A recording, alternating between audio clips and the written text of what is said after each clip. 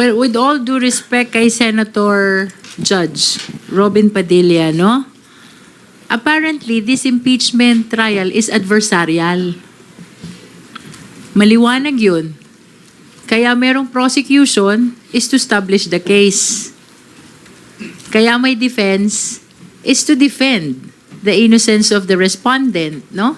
So, it is very much anticipated that the prosecution is biased towards presenting the case. Presenting the evidence, no? Siguro mas nakakapagtaka pag naging neutral ang prosecution. At lalong nakakapagtaka kung i-defend namin yung respondent, no? So,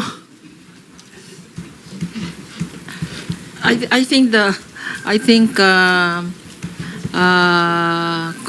Kong Jinky is very diplomatic na, in her kasi kung answer. ikaw yun, Kasi ako, maginoo pero medyo bastos tayo. No?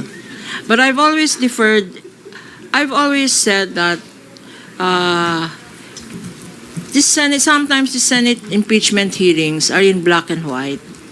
And we're very appreciative that Senator Robin always brings color and surprise and excitement. It's as if, especially if he's the last one to manifest, nagigising po kaming lahat. Kanina talaga nagigising kaming lahat. At pinagalitan pa kami sa front row. So may I use this opportunity to apologize to Senator Judge Robin. There was no intent to disrespect him.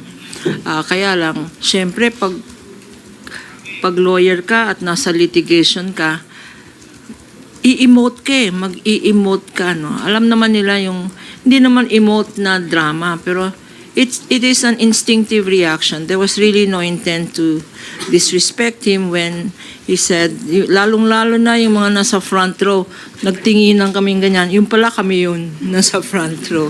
So, Senator Robin, sabi mo, kaibigan tayo, forgive na lang. Hindi na kami uulit dyan.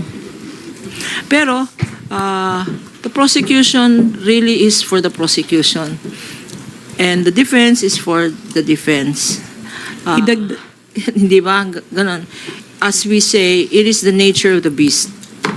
Senator Judge must be the one who is neutral.